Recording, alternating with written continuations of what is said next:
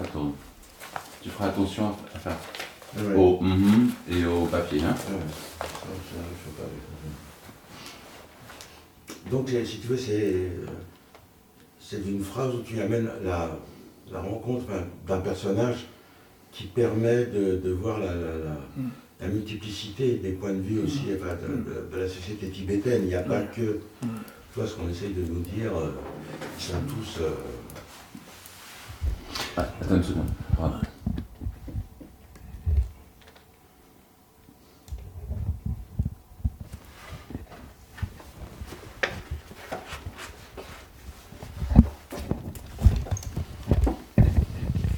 Ok. Presque. Fais attention de ne pas toucher le pied, Jean-Michel. Tac. Ça va, t'es pas trop mal, toi, Jean-Michel? Non, ça va. Voilà. Donc tu me regardes. Ouais. Alors C'est bon. comment je suis arrivé à m'intéresser à Tashi Tsering? Bon, ça mérite peut-être un petit détour.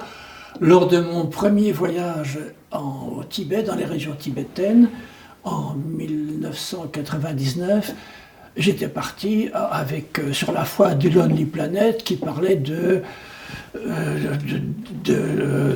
génocide culturel au Tibet. Alors moi, j'ai ouvert des yeux comme des soucoupes en voyant la richesse, l'abondance des monastères, l'omniprésence des moines. Et alors, je me suis dit, il y a quand même quelque chose qui ne va pas. Alors, retour au pays, j'ai un peu lu sur la question et j'ai trouvé notamment dans les meilleurs tibétologues que le bouddhisme, et spécialement le bouddhisme tibétain, n'était pas seulement une philosophie de la sagesse et de la sérénité, mais que c'était également une religion qui comportait des aspects de prosélytisme, voire même d'appel à la guerre sainte. Et je me suis rendu compte aussi au fil de mes lectures que le Dalai Lama, l'image d'Épinal qu'on en avait, ne correspondait pas nécessairement à la réalité. Alors, étape suivante dans ma prise de conscience, c'est au printemps 2008, à la veille des Jeux Olympiques de Pékin, j'ai été vraiment choqué de voir que dans la classe politique française, des représentants de la République laïque française, que ce soit Bertrand Delanoë, Ségolène Royal, Jean-Marc Ayrault, etc., c'était à qui se trouvait le plus près sur la photo aux côtés du Dalai Lama, qui est quand même le représentant d'une théocratie. Ça m'a de nouveau ouvert les yeux. Et alors, vers la fin de l'année, j'ai demandé à un ami s'il ne connaissait pas un bouquin sur le Tibet qui ne soit ni de la propagande tibétaine des exilés, ni de la propagande chinoise. Et il m'a alors fait découvrir The Struggle for Modern Tibet, The Autobiography of Tashi Tsering. Et en fait, c'est le récit d'un Tibétain qui aurait eu toutes les chances de rester un petit paysan analphabète, mais tout petit, il avait envie d'apprendre, et c'était impossible dans son école, dans son village, parce qu'il n'y avait pas d'école. Alors, quand il avait 10 ans, les émissaires du Dalai Lama faisaient le tour des villages pour recruter des jeunes garçons pour devenir membres de la troupe des danses sacrées du Dalai Lama, le Gadrukpa. Alors lui, il était tout content parce que ça lui donnait la possibilité d'apprendre, mais évidemment pour ses parents, c'était le désespoir parce qu'il perdait un fils peut-être pour toujours. Alors arrivé là, il fait l'expérience de la dureté, de la pédagogie, je mets pédagogie entre guillemets, parce qu'il a reçu beaucoup de coups de fouet dont il porte encore la trace aujourd'hui. Il a fait aussi la connaissance d'une pratique qui était courante à l'époque, et j'espère qu'elle n'est plus aujourd'hui, mais j'en suis pas sûr, c'est qu'il était mis sous la tutelle d'un moine plus âgé, dont il est devenu, et c'est comme ça que ça se faisait à l'époque, dont il est devenu le partenaire sexuel. Après son écolage au Gadrukpa, une fois que l'école était finie, il a quitté l'école et puis il a trouvé une place dans l'administration du Trésor du Potala, c'est-à-dire le ministère des Finances du Tibet. Et là, il a fait la connaissance d'une autre réalité du Tibet d'Ancien Régime, c'est la corruption. Il a constaté là qu'on pouvait tout obtenir à condition de graisser la patte des fonctionnaires. Et il n'avait pas encore 20 ans lorsqu'il a vu arriver à Lhasa les premiers représentants de l'armée de libération populaire. Et là, il a commencé à tirer des yeux grands comme des soucoupes parce que lui ne connaissait que le bouddhisme tibétain. Il ne savait pas qu'il y avait une autre civilisation possible. Et là, il a été étonné de voir que c'était des gens très motivés, qui construisaient des routes, des écoles, qui n'auraient pas pris une aiguille aux habitants de Lhasa. Et ça l'a vraiment... ça a été sa première prise de conscience. Il aurait même voulu devenir communiste, mais comme il était à ce moment-là, il logeait chez un riche aristocrate qui était évidemment farouchement opposé aux communistes, il était pris entre son désir de voyager et sa loyauté envers ce bonhomme-là. Il a décidé de partir en Inde pour apprendre l'anglais. Et là, pendant qu'il était là, en 1959, éclatent les émeutes de Lhasa, et avec le frère aîné du Dalai Lama, Gyalo, qui était là en Inde à ce moment-là, il aide à l'accueil des exilés tibétains. Et bien que, étant l'homme de confiance du frère aîné du Dalai Lama, il ne participait pas du tout à l'idéologie revancharde qui animait les gens qui étaient exilés et qui étaient souvent des nobles ou des riches qui perdaient leurs privilèges avec le régime qui s'installait au Tibet. Une seconde, il oui. faut que je replace le micro. Oui. Pardon, ça va pas un tout petit peu.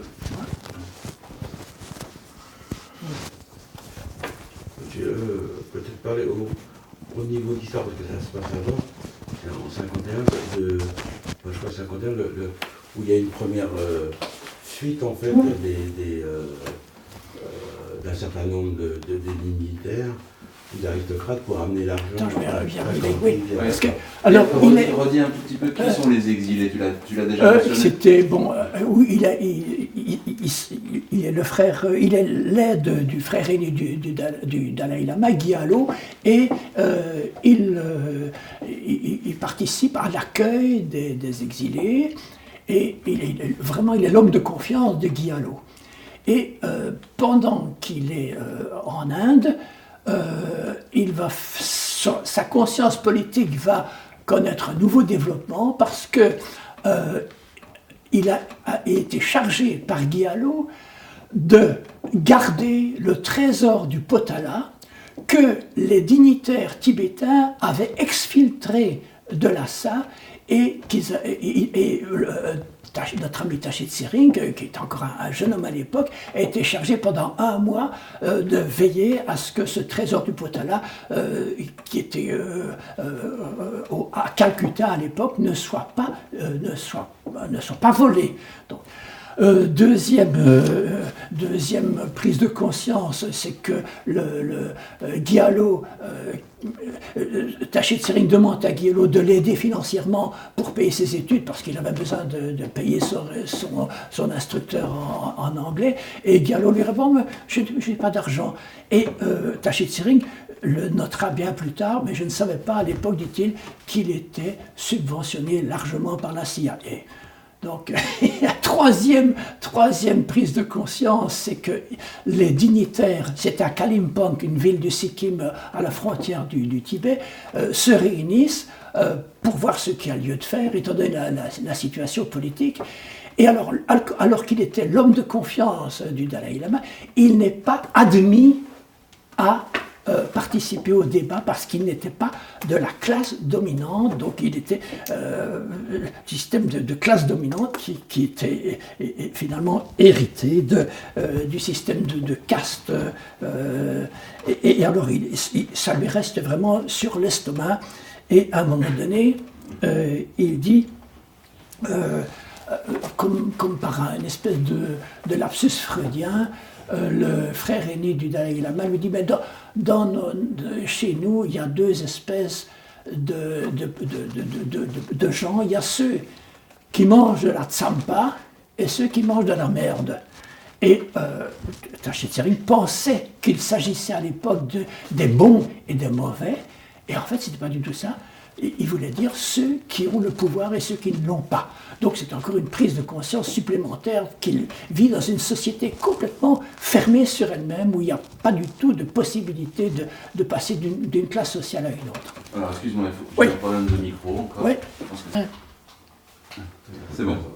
Donc sa conscience politique, à ce moment-là, s'amplifie. Et alors, quand il était en Inde, il fait la connaissance d'un riche touriste, un jeune Américain, un riche touriste avec qui il se lie d'amitié. Et ce touriste lui dit « Mais tu dois absolument venir étudier aux États-Unis ». Et finalement, les démarches aboutissent.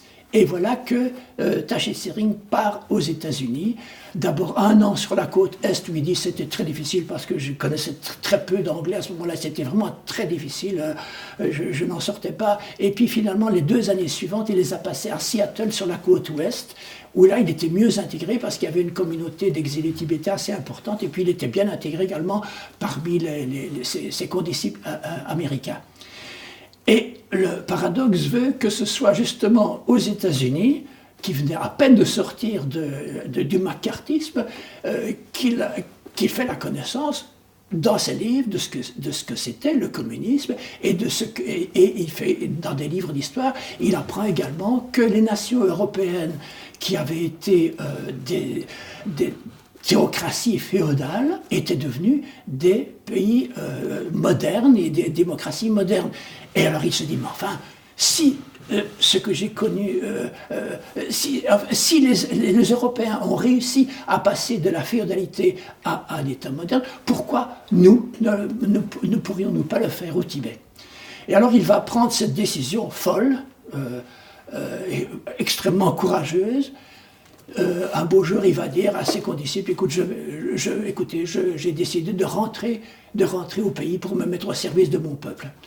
Alors tout le monde lui dit, mais tu es fou, tu vas te faire bouffer par les communistes, tu es complètement fou, inconscient, etc. Et il reste absolument ferme dans sa décision, malgré les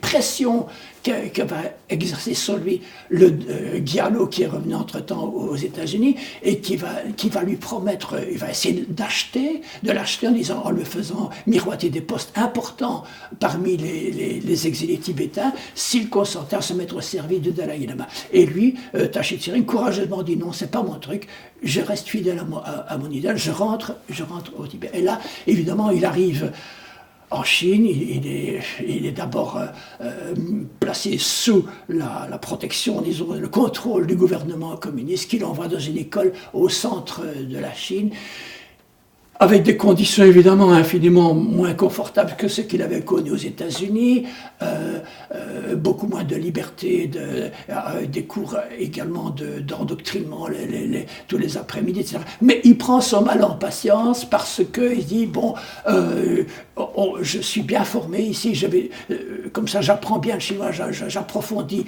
le tibétain, et comme ça je serai un bon professeur.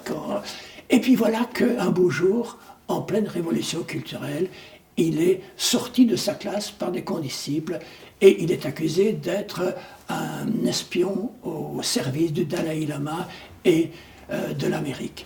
Et il va connaître 11 années épouvantables, des années de prison et puis de résidence surveillée. Ça va être pour lui vraiment très très dur, mais finalement, il va passer à travers cette rude épreuve, et quand Deng Xiaoping arrive au pouvoir en 1977, Deng Xiaoping promet à ceux qui ont souffert de la révolution culturelle qu'ils peuvent venir à Pékin pour demander leur complète réhabilitation. Ce qu'il fait et ce qu'il obtient, ce qui est assez extraordinaire, et non seulement il obtient sa complète réhabilitation, mais en plus il touche même un traitement correspondant aux années qu'il a passées en prison. Alors il se trouve en présence d'une somme relativement importante, et à ce moment-là, il aurait même voulu faire un peu de folie, parce qu'entre-temps, il avait épousé une ancienne amie d'enfance, et il aurait voulu un peu lui offrir des bijoux, etc. Mais il se fait qu'il retourne dans son village natal. Et là, il constate que les petits gamins, les petites filles sont aussi analphabètes que de son temps. Et alors chez lui, c'est insupportable. Il va décider alors de consacrer le dernier tiers de sa vie à fonder des écoles, non sans avoir préalablement rédigé à la force du poignet et sans l'apport des ordinateurs qui n'existaient quasiment pas à l'époque, de réaliser un dictionnaire trilingue anglais, tibétain, chinois. Donc c'est pour dire que c'est aussi, c'est pas seulement un homme courageux, c'est aussi un homme d'une grande capacité intellectuelle. Et alors il va consacrer le dernier tiers de sa vie à fonder des écoles, avec l'argent qu'il a accumulé, parce qu'en plus il faut dire que c'est un bon commerçant, et sa femme aussi, donc ils ont accumulé une certaine somme, et il va d'abord essayer de convaincre les paysans dans son village natal et puis dans les villages environnants de l'importance de l'école, ce qui n'allait pas de soi à l'époque, parce que les paysans disent bon, non, on n'a pas besoin d'école, il suffit que nos enfants aillent travailler au champ et puis ça nous suffit, et il va donc réussir à convaincre les paysans. Il va apporter l'argent, les paysans vont construire les écoles et les autorités locales vont payer les enseignants. Si bien que vers la fin de sa vie, il aura fondé sur le haut plateau plus de 50 écoles pour les petits garçons et les petites filles du Tibet. Donc c'est vraiment une destinée assez extraordinaire, quoi. Et j'ai eu la chance de rencontrer ce monsieur une fois que j'ai traduit, parce que j'ai traduit en français The Struggle for Modern Tibet.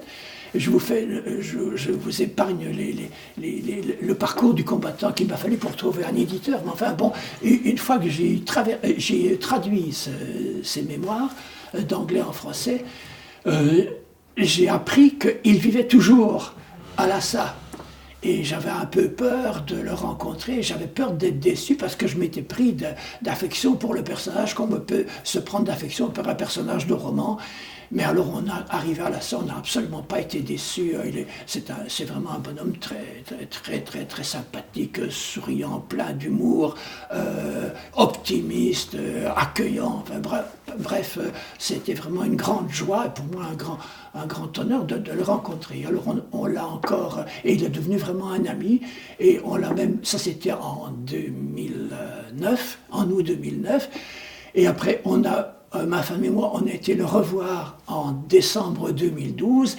Il avait un peu vieilli, mais il était toujours d'attaque et il a absolument voulu nous faire découvrir, d'abord nous faire la promotion de la dernière édition de son dictionnaire trilingue, en disant il faut absolument faire la promotion en Europe. Bon, j'ai réussi à en placer une petite dizaine, mais pas plus. Et il a aussi voulu nous faire visiter les locaux de l'ONG qu'il avait fondé à Lhasa, qui était entièrement dédié à la promotion de la langue et de la culture tibétaine en plein Lhasa, et qui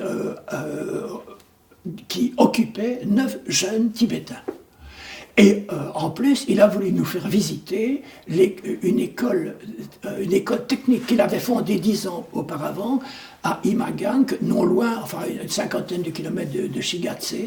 Et là, pour nous, c'était vraiment aussi très intéressant de découvrir ça, parce que c'est un immense campus avec des locaux pour les dortoirs des professeurs, des dortoirs des filles, des dortoirs des garçons, des ateliers de mécanique, de couture, de cuisine, des serres énormes, avec un corps professoral composé de 31 professeurs, dont 8 femmes et 3 enseignants chinois Han, ce qui prouve bien que la collaboration était tout à fait possible, est tout à fait possible entre les Tibétains et les Chinois Han.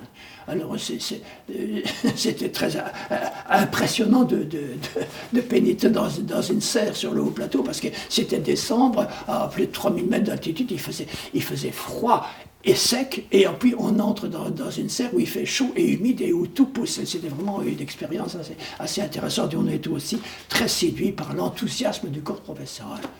Bon, voilà un peu le parcours de celui qui est vraiment devenu un ami et qu'on comptait aller retrouver au printemps 2015, mais malheureusement il est décédé en décembre 2014. Ok. J'aimerais juste, parce que je suis pas sûr à ce moment-là que tu avais refait tu avais remis la date et tout ça, c'est le moment où il y a, et je crois que c'est 51, c'est-à-dire que déjà la théocratie, enfin je veux dire les religieux, prévoient qu'il y a des risques pour l'argent, pour le trésor du potager. Ah Donc, oui, toi, de voir, et à ce moment-là, comment ils voient ça.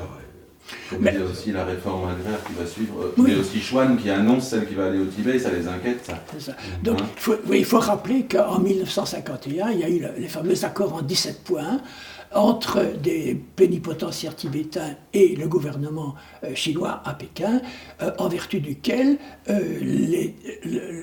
les Tibétains reconnaissaient que le Tibet faisait partie intégrante de la Chine, moyennant quoi les Chinois acceptaient de laisser en place le temps qu'il fallait les structures existantes. Bon. Ça, c'était en 1951. En 1954, le jeune Dalai Lama est invité par Mao Tse-tung, il est reçu en grande pompe par Mao et Zhou Enlai.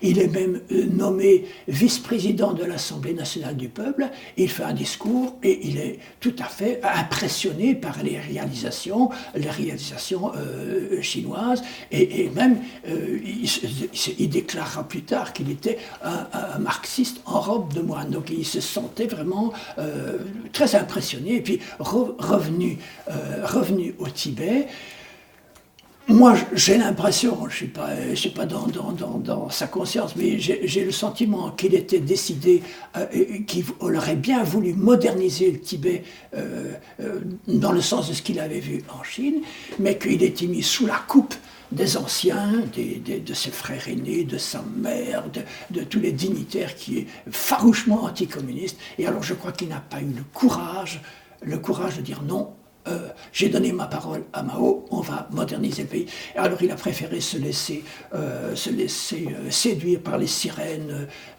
à la fois des réactionnaires tibétains, et également par la voix de l'Amérique, qui a tout de suite senti qu'il y avait quelque chose de très intéressant à faire au Tibet, à savoir exploiter le Tibet comme un afcès de fixation sur les flancs de la Chine, qui est à ce moment-là on n'était pas loin de la guerre de Corée, hein, donc la Chine était déjà considérée à ce moment-là comme un adversaire dans la guerre froide.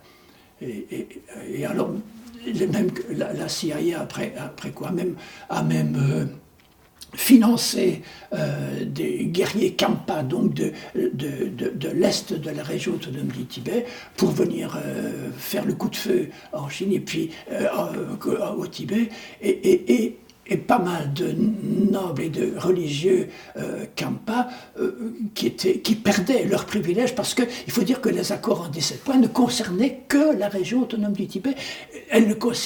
Cet accord ne concernait pas les régions limitrophes où il y a une forte minorité tibétaine. Donc quand les Chinois ont voulu faire la réforme agraire dans les contreforts orientaux du Tibet, dans le Sichuan, eh bien à ce moment-là il y a eu des révoltes, des émeutes, et des gens du Kham sont venus à Lhasa pour exciter la population, qui était jusqu'alors assez contente de la situation, au point que Tachit Sering au début parle même de lune de miel entre la population et l'armée populaire de libération. Alors, sentant que le communisme allait finalement s'imposer au Tibet, les dignitaires ne l'ont pas accepté. Ils ont assuré leurs arrières financiers en exfiltrant tout le trésor du Potala qui avait été là-bas accumulé, mais grâce, je dirais, à la dîme des braves gens qui l'avaient payé pendant des siècles. Donc c'est une magnifique opération pour échapper au fisc, quoi. Donc et cet argent a été gardé pendant tout un temps par Tachit Sering, le pauvre. Ouais. Mais ça, c'est à quelle époque? C'est-à-dire, c'est avant que le Dalai Lama partent en exil. Ah oui, c'est avant, parce que le Dalai Lama, il était jeune, quoi. Je crois qu'il était trop jeune, il n'avait peut-être pas assez de personnalité pour s'imposer par rapport à ces vieux. Il était jeune, et il n'a pas eu le cran de s'opposer, si bien que il a laissé faire, et il s'est rendu compte petit à petit que ce à quoi il s'était engagé vis-à-vis de Mao, il ne pouvait pas tenir cet engagement. Alors il a accepté de devenir l'otage des dignitaires, et c'est ainsi qu'il est devenu l'icône des mondes libres, entre guillemets. Ouais. Mais quand il s'occupe de l'argent, le trésor de Bhopala, du Potala, c'est en quel... C'est en 59. En 1959, donc le trésor du Potala avait été d'abord à Dodane, et puis à d'autres camions, et puis à partir d'une ville de Sikkim, par avion Dakota jusqu'à Calcutta, pour bien mettre cet argent à l'abri, loin de la Chine. Donc cet argent a été vraiment... c'était des bijoux, des pièces d'or, etc., qui ont été après fondus pour servir finalement à financer l'installation des exilés un peu partout dans le monde. Ouais. Ouais. Non, je ne dors pas. Est-ce que toi, il y a des trucs... Moi, il y a des trucs où je suis sûr que André peut nous répondre très simplement sur libération pacifique ou invasion. Libération pacifique, c'est évident, puisque dès le début, les jeunes soldats chinois qui sont venus à Lhasa, ils avaient comme instruction de causer aucun tort à la population. Et Tachet Tsering dit même qu'il n'aurait pas volé même une aiguille aux paysans. Aux Tibétains. Ils construisaient des routes, des écoles, et c'est seulement après que la situation, étant donné le mécontentement dans le camp, étant donné qu'il y a eu des gens mécontents qui sont venus un peu exciter les gens, que ça a été considéré comme une invasion, mais à l'époque, c'était une véritable libération, même si, ça il faut reconnaître probablement qu'il y a des responsables locaux qui ont été trop vite en besogne et qui ont outrepassé les directives de Mao et qui ont voulu aller trop vite dans je dirais, par rapport, probablement qu'il y a eu des dignitaires, des responsables chinois qui n'ont pas eu la patience d'attendre et qui peut-être ont probablement provoqué un certain mécontentement. En tout cas, au début, je dirais, tout baignait. Et les gens étaient contents parce que, d'abord, les gens qui avaient des dettes énormes, leurs dettes ont été soit abolies, soit fortement diminuées, et puis le servage a été abandonné. Enfin, l'instruction a été possible, mais on a bien connu ça aussi. Je dirais, je fais une petite parenthèse, mais je crois que les lamas ont senti confusément que si l'instruction passait aux mains du pouvoir politique, ils perdaient leur emprise sur l'âme des enfants, comme on dit. Donc, et alors, je crois qu'ils ont certainement senti que leur pouvoir était terriblement menacé, notamment par l'instruction. Parce que et puis rien que le fait que des petites filles soient admises dans des écoles, mais c'était vraiment pour eux, c'était insupportable.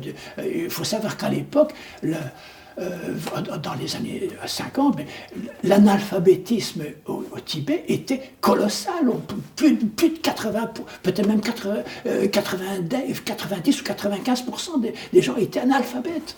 Donc, et ça, évidemment, c'était très commode pour le clergé, puisque ça leur permettait d'avoir le pouvoir sur les consciences de leurs ouailles. Il y a une question, parce qu'on parle toujours, après la fuite du Dalai Lama, c'est là, je crois que c'est Soueglai, je crois qu'ils décident, où ils disent maintenant abolition du servage. Et on dit c'est étonnant parce que au départ c'était pour l'abolition du servage. Donc qu'est-ce qui s'est passé entre 50 et 59 pour que quelque part il n'y avait pas officiellement l'abolition du servage Ben, je crois que ça s'est fait progressivement, je crois. Je crois que ça s'est fait progressivement. Parce que je crois le truc c'était au niveau de Mao, c'était de dire on prend le temps, on vous donne, à vous de faire aussi, vous savez qu'on va faire des transformations sociales, il avait vu la Chine et tout ça, et de fait, parce qu'il ne l'avait pas fait, alors, et à ce moment-là, après la fuite, ils disent bon maintenant ça suffit, et officiellement on fait l'abolition du servage, c'est ça qui m'a étonné, quoi, qu'on mette l'abolition du servage en 59, alors que quelque part c'était Mais je ne suis pas sûr qu'il n'y avait pas déjà je ne sais pas, il faudrait que j'aille vérifier pour voir si... Ça ne veut pas dire que le servage a pu exister, mais c'est-à-dire Tu dis les gens... Ouais. Non, Je ne sais pas. Je ne sais pas. Est-ce que le servage a été aboli seulement en 59 ou bien dès l'arrivée de la... Oui, mais pas la réforme agraire. Ah non, la réforme agraire, ça c'est dans le... Mais le servage a été aboli dès qu'ils sont arrivés. Oui, je crois. Oui, parce qu'on parle de 59, bon, en effet, au moment de la réforme agraire, mais on parle de l'abolition du servage. Non, mais ça avait eu lieu avant. Le servage a été aboli immédiatement. Oui, le servage. Mais on essaie en même temps. été redistribué pour autant. C'est ça, ben oui, c'est ça. Ils avaient comme instruction de faire les choses lentement. Oui, c'est ça. Donc, alors évidemment, en fait, ceux qui travaillaient pour pour l'aristocratie ou quelque chose comme ça, continuaient au service, apparemment, on continuait plus ou moins à travailler au service, mais peut-être qu'ils étaient plus serfs à ce moment-là. Ils perdaient. Bon, il n'y avait pas le statut de servage, quoi. Et, évidemment, les possédants sentaient qu'ils perdaient de plus en plus leur pouvoir. Bon, mais ça, c'est fatalement. Et alors, ce que j'ai oublié de dire, c'est que pendant la révolution culturelle, Dr. Tacit Sering a été très, très proche des gardes rouges. Mais alors, ce qu'on sait peu chez nous, c'est que beaucoup de Hauts-Tibet de gardes rouges étaient des Tibétains, des jeunes Tibétains. Et je crois que il y a des jeunes Tibétains qui ont incendié des monastères, etc. Un peu comme les paysans chez nous, dans nos pays, ont brûlé des abbayes, des églises pendant la Révolution française. Tellement ils portaient là, un millénaire, je dirais, d'humiliation et d'oppression. Et alors, aussi dans cette même idée, Tacit Sering dit que pendant ces années de prison, il était vraiment, c'était vraiment pas rose du tout, donc il était soumis à des interrogatoires, etc. Mais il dit quand même, le seul de ces interrogateurs à l'avoir frappé, c'était un Tibétain. Donc oui, ouais. Donc, est-ce que la révolution culturelle a été plus intense au Tibet qu'ailleurs, à ta connaissance? La révolution culturelle, je crois qu'elle a été peut-être ressentie. Comme il y avait plus de monastères au Tibet qu'ailleurs, peut-être qu'il y avait plus de monastères à détruire que dans le reste de la... Mais sinon, je dirais le principe était le même. Et je vous dis, je me permets ici d'insister sur le fait que beaucoup de gardes rouges étaient des jeunes Tibétains qui étaient acquis à l'idéologie de Mao et qui ont profité des circonstances pour se venger d'un millénaire d'humiliation et d'oppression. Mais... Super. Est-ce que tu as une... Alors, sur l'exil du Dalai Lama, comment contredire le fait qu'il était chassé par les Chinois voilà. Mais le Dalai Lama n'a pas été chassé par les Chinois. Mao Zedong n'avait aucun intérêt à voir disparaître celui qui était son principal atout, je dirais, puisqu'il l'avait reçu en grande pompe à Pékin et qu'ils étaient en bonne relation. Le Dalai Lama a même écrit un poème à la gloire de Mao Zedong. Donc ils étaient bien... ce qui s'est passé, c'est que les gens se sont montés la tête et ont fait, parce qu'à un moment donné, le Dalai Lama a été invité à une je ne sais plus, il était invité, et puis les Tibétains à qui on avait monté la tête ont dit oui, c'est ça, il a été invité, il va être fait prisonnier par les Chinois, alors que c'était pas du tout le but des Chinois. Et alors, de fil en aiguille, puis il y a eu des coups de feu, et puis finalement, ça s'est embrasé, et alors lui est parti. mais sa fuite avait déjà été programmée, puisque d'abord... Je vais te chercher un verre d'eau. Oui. J'ai bavé, ça se voit sur le... Pas du tout. Non, ça va. Donc oui. Non mais... Alors attends. Juste moi, est-ce que tu pourrais me redire les mots parce que je pense que c'est important de pas... Quelles que soient les raisons, que les gens se soient montés la tête les uns les autres, ça, il y a quand même eu des moments d'émeute, des moments de réelle violence au Tibet. Oui. Voilà, ça, est-ce que tu peux nous parler des moments où il y a eu des vrais, quand même une opposition entre... Évidemment, il y a à un moment donné, la foule était excitée, elle a cru qu'on voulait s'en prendre à leur leader, le Dalai Lama.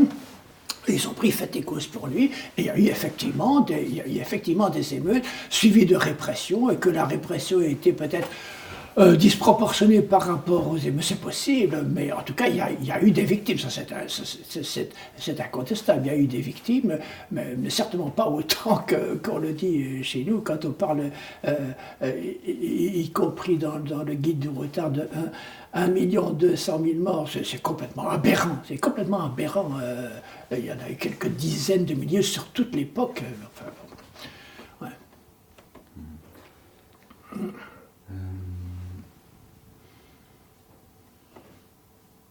Oui, est-ce que toi je passe un peu du coq à l'âne, oui, mais... est-ce que...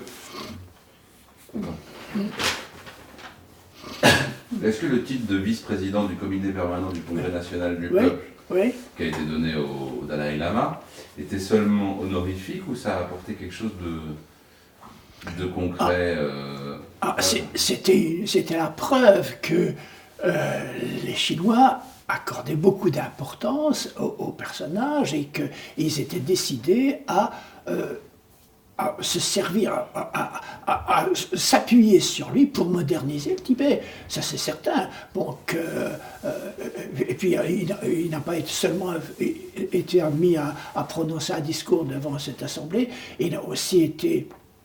On lui a fait visiter différents sites en Chine et il a vu les réalisations qui commençaient à ce moment-là, il a vu l'enthousiasme de la population pour construire une autre Chine et il a été quand même tout à fait impressionné au point qu'il a dit bon, c'est ça qu'il faudrait faire dans mon pays aussi. Malheureusement, l'histoire a bifurqué d'une autre manière. Est-ce que tu peux nous parler de Trinle, je ne sais pas comment ça se prononce, Trinle Chaudron, c'était une garde rouge tibétaine particulière, tu connais pas, non? Non, je sais que Albert en parle. Oui, il la connaît bien. D'accord. Oui, Okay. je la connais. Oui, qui était en même temps nonne. Oui, c'est ça, qui était. Oui, et elle a même été. Oui. Je ne me rends pas compte rentrer dans ces détails. Non. La réforme scolaire au Tibet, ça s'est fait tout de suite après... Ils ont commencé, dès que l'armée populaire de libération est arrivée au Tibet, une des premières choses qu'ils ont faites, c'est ouvrir des écoles, des dispensaires et des routes, et construire des routes. Et c'est comme ça que ça a commencé. Évidemment, petit à petit, puisque l'immense majorité de la population était analphabète, donc il a fallu commencer petitement. Et encore aujourd'hui, d'ailleurs, le Tibet est encore, de toutes les provinces de Chine, celle où le taux d'alphabétisme est encore le plus développé. Bon, le taux d'analphabétisme voilà. le plus développé, oui, parce que bon, il faut tenir compte de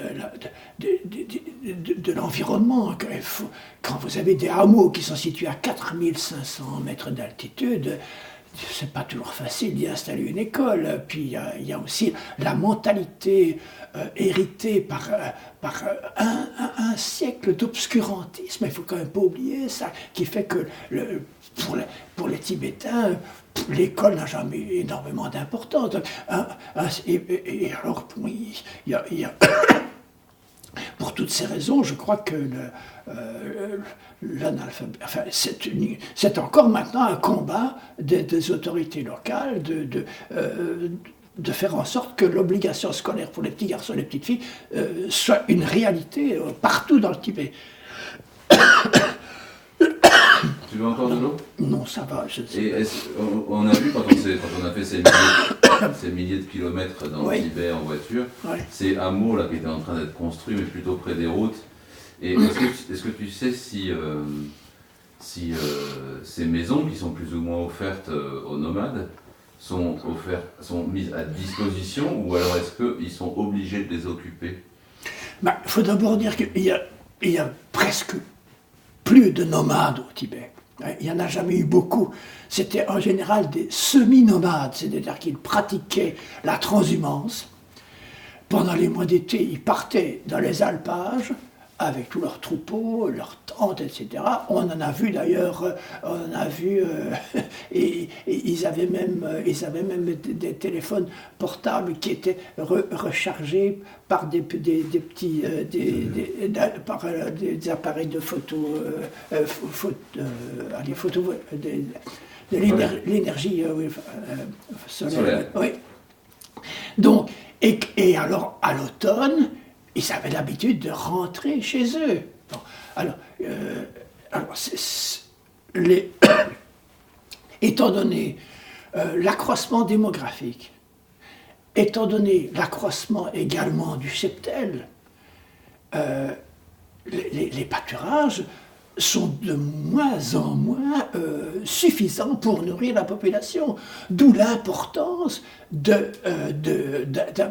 varier les ressources. C'est pour ça, en partie, que la population est invitée à créer des villages avec d'autres formes de subsistance que le pâturage de yak et de moutons. Et c'est une nécessité d'autant plus importante, d'autant plus prégnante que le réchauffement climatique, s'il est un endroit où il se fait sentir, c'est pas seulement sur la banquise, c'est aussi au Tibet, parce que les pâturages sont de moins en moins riches. Et on a vu d'ailleurs, les autorités locales essayent de remédier du train entre Golmut et Lhasa. On voit d'ailleurs d'immenses régions où on essaie de replanter des mottes d'herbes, des carrés énormes. On essaie de rendre ces pâturages de nouveau suffisants. Mais ils ne sont plus suffisants. Donc, fatalement, il faut que les Tibétains aient d'autres sources de financement. C'est pour ça aussi que le tourisme tient une place tellement importante dans l'économie tibétaine aujourd'hui, l'artisanat, etc., etc. Quand on se promène, on est frappé également par l'abondance des serres qui entourent les grandes villes. Donc là où quand les Tibétains n'avaient pratiquement que la farine d'orge et la viande de yak à se mettre sous la dent, maintenant, bon, ils ont des légumes dans toute saison, ils ont une nourriture beaucoup plus variée. alors aussi le fait qu'il y a des liaisons ferroviaires de plus en plus pratiques, des routes, etc. Il y a une vie commerciale, une vie économique qui se développe qui n'existait pas à Gudon. Est-ce que tu pourrais nous faire un petit topo sur la démographie tibétaine? Tu vois, entre le roi Tubo jusqu'à... On va voir, parce qu'en fait c'est très difficile. Oui. Ce que je sais, c'est qu'il y a eu une époque où les Tibétains étaient quand même au moins 12 millions et qu'ils sont tombés à 3 fois rien, à 1 200 000, enfin quelque chose comme ça, en 1950. Et comment expliquer ça? En partie, je crois, ça s'explique en partie à cause de la réforme de Tsongkhapa, qui a imposé le célibat, et c'est constitué une caste, je dirais, une caste de moines qui ne produisaient rien au point de vue économique et qui en plus ne procréaient pas.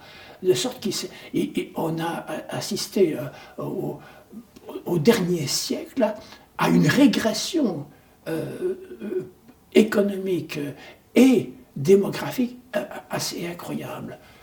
Maintenant, il faudra poser la question de manière plus précise. Là où ton avis m'intéresse, c'est que, avec ton ironie que l'on peut deviner dans tes écrits aussi, et c'est pourtant présenté par le Dalai Lama, cette période que tu décris comme très sombre, comme l'âge d'or et comme un paradis perdu, bousillé par les communistes. Vas-y.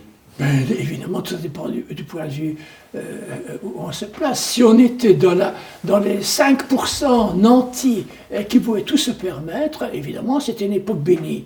Hein. Bon, maintenant, si on se place dans la peau des 95% de la population qui vivaient dans des conditions extrêmement dures, avec une hygiène inexistante, tous les explorateurs ou les gens qui ont pu aller au Tibet au début du XXe siècle disent que Lhasa était une ville puante, il n'y avait pas aucune commodité, les gens se soulageaient dans la rue.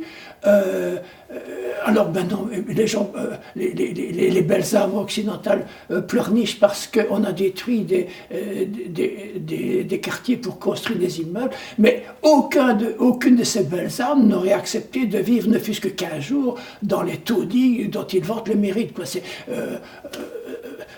Donc l'âge d'or, c'est vraiment le mythe que le Dalai Lama essaye de faire avaler à nos concitoyens naïfs, mais l'âge d'or, pour l'immense majorité de la population, c'était la misère,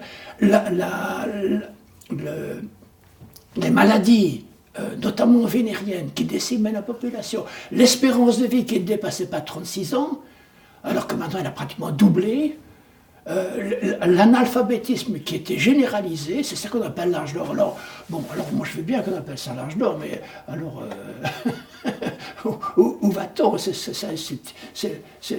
pas une fake news, c'est pire qu'une fake news, c'est une absurdité. Ouais. T'as l'impression que au niveau de l'horaire, tu fais attention. Oui. Combien tu m'as dit de temps il fallait pour aller jusqu'à la gare? 10 minutes. 10 minutes, mais je crois qu'on est bien encore.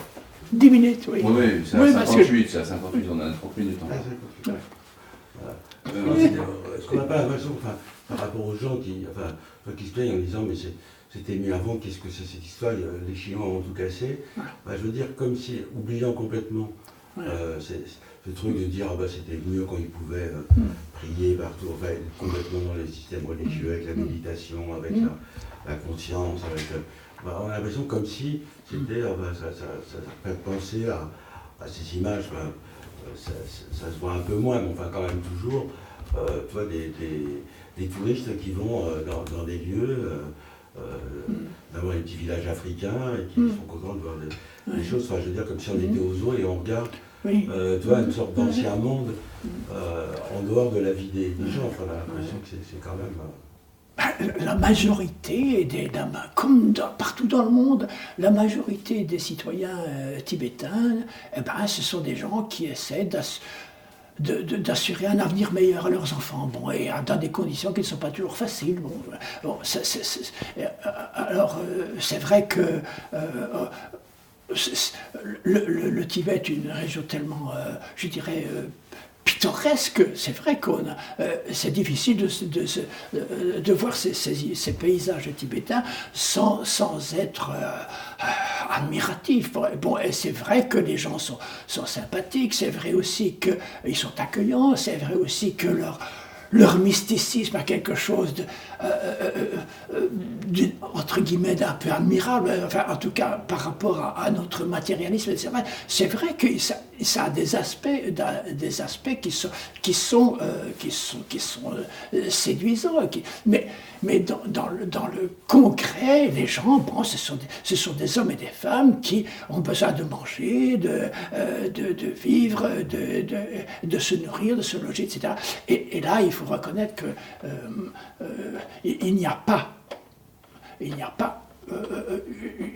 on ne trouvera personne au Tibet pour regretter le bon vieux temps où les gens vivaient dans la misère et la famine et l'analphabétisme. Serge Koenig, qui est un alpiniste français qui a été vice-consul de France à Chengdu et qui a fondé une école d'alpinisme pour jeunes tibétains, pose d'ailleurs la question dans son bouquin « J'entends battre le cœur de la Chine », il dit à supposer qu'on puisse maintenant organiser un référendum pour savoir si les Tibétains voudraient revenir à l'ancien régime, il dit je donne ma main à couper qu'ils ne le voudront pas parce que personne ne regrette. L'immense majorité des gens ne regrettent pas la misère que leurs parents, leurs grands-parents, leurs arrière-grands-parents ont connue. Et comment on peut expliquer, moi j'ai vu des images, alors, je crois c'était en 89, non 84, à un moment donné quand c'était après avec Deng Xiaoping qui permet à la famille du Dalai Lama de retourner à Lhasa, faire un truc, et tu vois une sorte de folie absolument totale des gens, c'est-à-dire comment, qu'est-ce qui fait, enfin, je veux dire que c'est là où ça questionne, d'une telle religiosité, d'une telle croyance, d'une telle... Oui, moi je ne sais pas ce qui se passe dans la tête des gens, mais c'est vrai qu'il y a... Bon, quand on a vu Jean-Paul II en Pologne, c'était pas mal non plus, hein, et les JMJ, les gens ont besoin, c'est Johnny Hallyday aussi, hein, il réunissait des foules. Bon, moi je crois que c'est pas, pour moi c'est pas très impressionnant, ça m'impressionne pas en tout cas. Et ce qu'il faut dire à propos justement du Dalai Lama, c'est que lorsqu'il y a eu dans les années, au début des années 80, il y a eu de nouveau des discussions entre des plénipotentiaires tibétains et des représentants de Pékin, et Deng Xiaoping aurait voulu mettre la question tibétaine derrière lui. Et il était question à ce moment-là du retour du Dalai Lama. Et les négociations ont pas mal avancé, mais alors les délégués du Dalai Lama, qui étaient surtout dans lesquels les représentants de la frange extérieure de la région autonome du Tibet, donc Gansu, Sichuan, Yunnan, cette frange-là était très important dans cette délégation-là, et ils ont voulu mettre sur la table la création d'un grand Tibet, un Tibet qu'ils appelaient un Tibet historique. Bon, alors évidemment, c'était absolument imbuvable pour les Chinois qui auraient perdu un quart de leur territoire si ça avait été. Donc c'était saboté, et alors, voyant qu'il n'y avait pas d'accord possible, le Dalai Lama a internationalisé le problème à ce moment-là. Il était faire son cinéma devant le Congrès américain, etc. Quoi. Mais il y a eu un moment où il y a eu une véritable possibilité d'un retour à une situation acceptable où le Dalai Lama aurait été réintégré à la SAR, mais évidemment comme leader spirituel, évidemment privé absolument de son pouvoir politique. Mais bon. Mais Oui, comme l'a dit Elisabeth, leader spirituel d'une toute petite partie oui, évidemment. des Tibétains.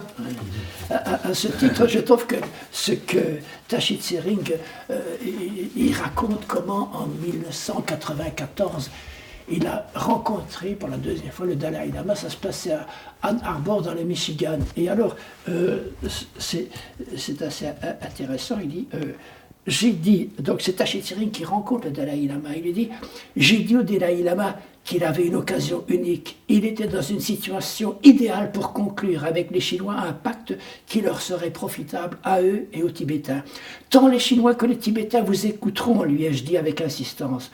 Je souhaitais qu'il rassemble à nouveau notre peuple et qu'il mette fin au gouvernement en exil et qu'il rentre au Tibet. Le Dalai Lama écoutait et me regardait avec sérieux. Tashi Tsering, dit-il, tu connais mieux les Chinois aujourd'hui par expérience. Je vais te dire que j'ai pensé moi-même aux idées que tu viens d'exposer. Je les apprécie et j'apprécie ton conseil.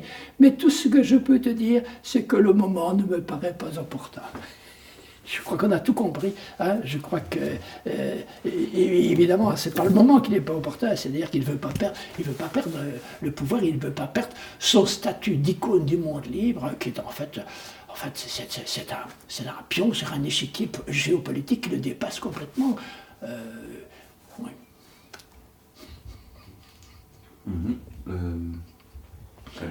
Oui. Quels sont d'après toi, les 3-4 arguments principaux qui prouvent qu'il n'y a pas de génocide culturel?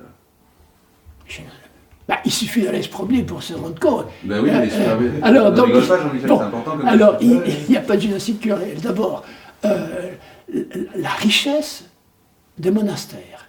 Bon, avec des dorures. Bon, c'est vrai qu'il y a des monastères qui ont souffert, bien sûr, sous la révolution culturelle, mais la révolution culturelle pour les Chinois, c'est de la préhistoire. Il faut bien dire que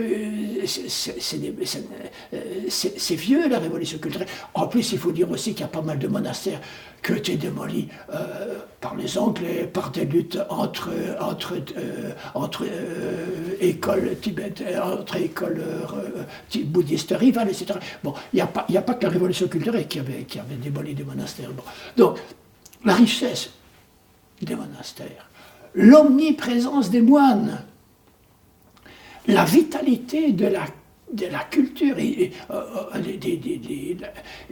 y a des festivals de danse et de musique. On a assisté au Norbulinka notamment, une fête, mais une fête populaire, où il y avait des milliers de gens qui venaient pique-niquer là-bas et assister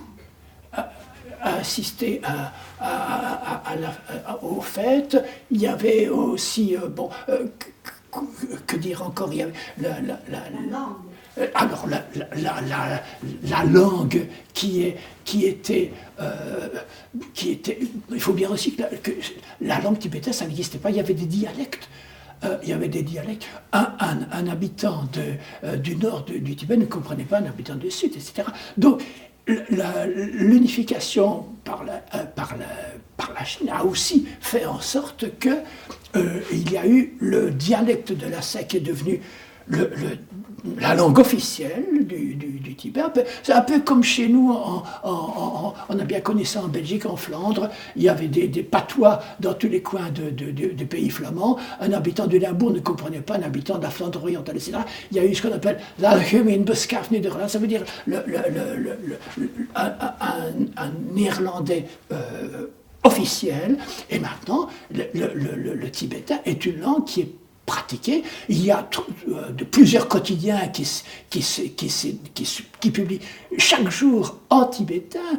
Il y a les classes primaires, obligatoirement, il y a un cours de tibétain oral et écrit.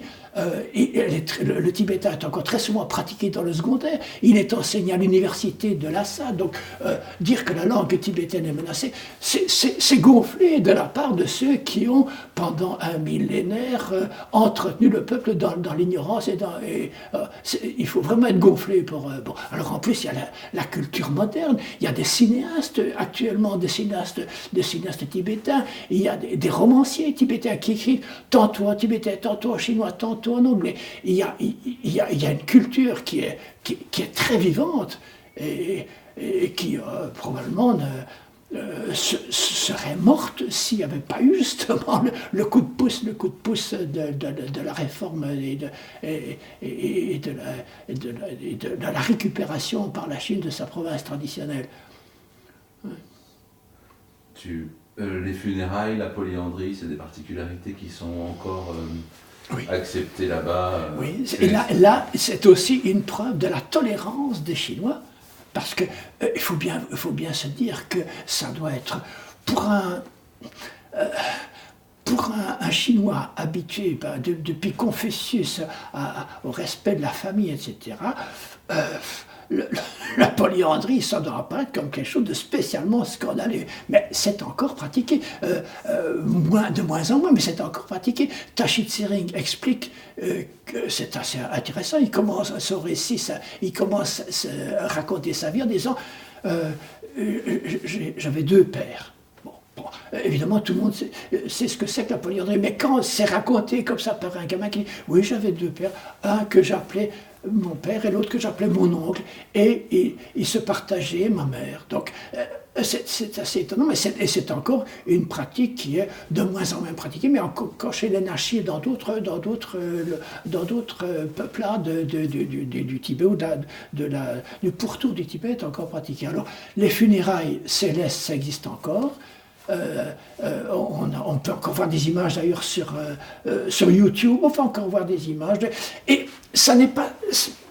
Moi je trouve pas ça scandaleux du tout, en ce sens que, bon, il n'y avait pas assez de bois pour faire pour brûler les cadavres, et le sol était trop gelé pour les inhumer. Donc, c'est assez... Et en plus, je trouve que ça n'est pas du tout, moi je ne suis pas du tout choqué par ça que les cadavres soient découpés et qu'ils soient confiés aux vautours qui portent leur âme dans l'au-delà. Moi je trouve ça assez... Mais je veux simplement dire en plus que c'est une preuve également de la tolérance des Chinois qui acceptent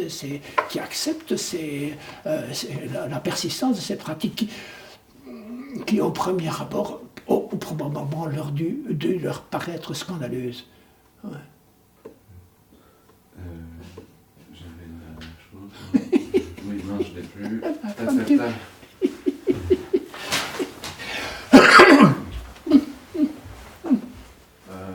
je l'avais. Tu dis ? En Iran. Ah oui, on a aussi fait en Iran comment ça s'appelait encore aussi des murs, les tours du silence. On expose aussi des cadavres là-bas. En Iran, c'est juste. Il n'y a pas qu'en Chine, c'est vrai. Il n'y a pas qu'au Tibet. Oui, les tours du silence, je me souviens, oui. Oui, oui. C'est chez les Zoroastriens, hein. Oui, oui, oui, oui. C'est marrant, parce que le Beun, en fait, c'est une persistance du Beun, ça, hein. Une persistance du Beun. Parce que le Beun Ah oui. a été très influencé par les Perses. Ah, bon. Donc, il faudrait peut-être ajouter ça.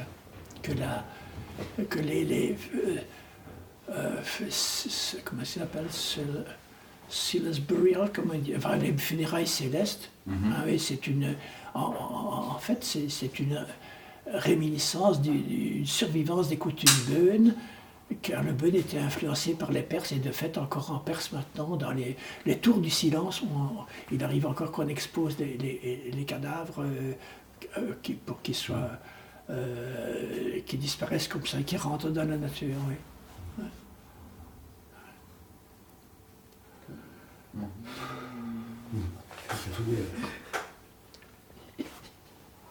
Je vérifie. Maintenant, et le micro n'était pas branché, il faut tout recommencer. Non, ça m'est pas arrivé depuis 20 ans.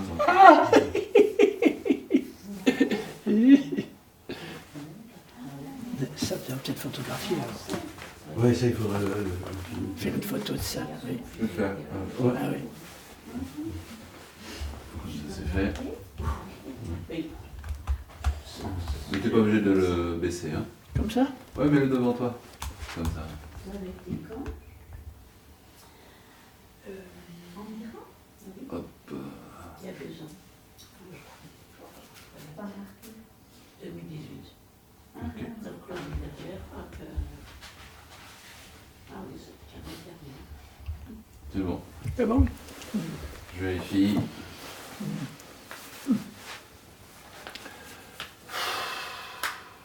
C'est dur quand même. Ah ouais. Oui, c'est parce que tu penses à ces pays, il faut Non, dire non, ça. parce qu'en plus, Ah, c'est sur la pureté de la race tibétaine et ce que dit le Dalai Lama, t'as un avis là-dessus sur son oui, son parce qu'il côté est dans un raciste truc, en fait? ouais. Il a un côté raciste dans Pureté certaines de ethnique ses. et machin, enfin. Ce qu'il faut bien savoir, c'est que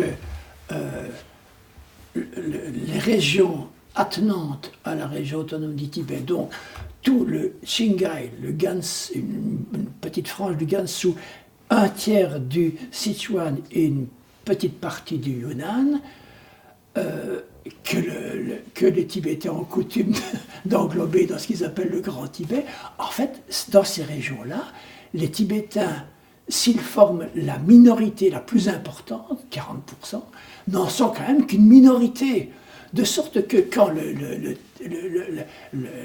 gens de Dharamsala préconisent la création d'un Tibet historique indépendant soumis au Dharma, ça voudrait dire, c'est proprement raciste, parce que ça voudrait dire que les non-tibétains, qui sont quand même 60% dans la région, et les non-bouddhistes, parce qu'il y a des oui et des...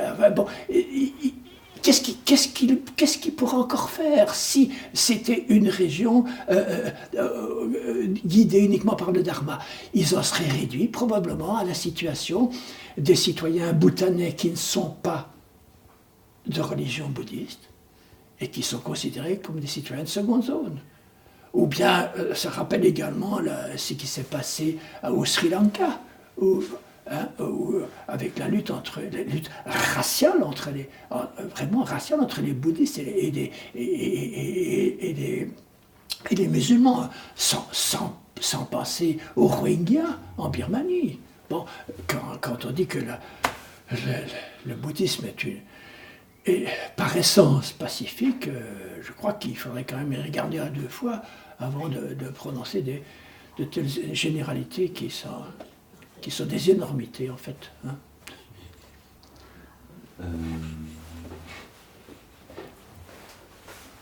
Il y a une question qui me dit pour moi.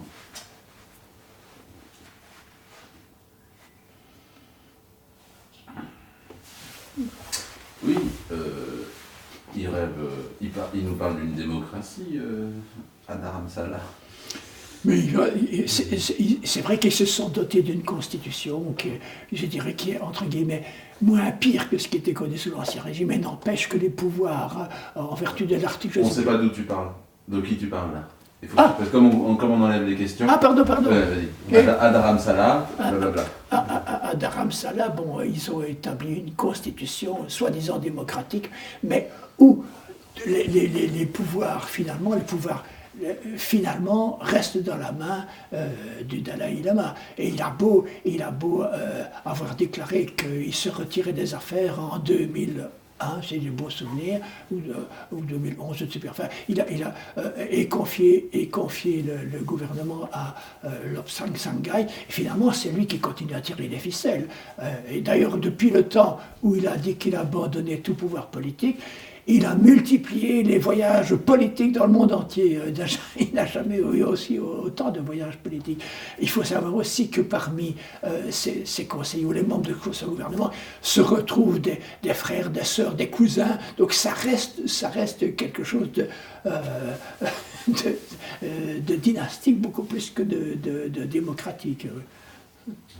Très bien. Moi, c'est bon. Vas-y. De toute façon, quand on voit la Constitution, on voit... Ah oui, un article... je pense. Ouais, je pense.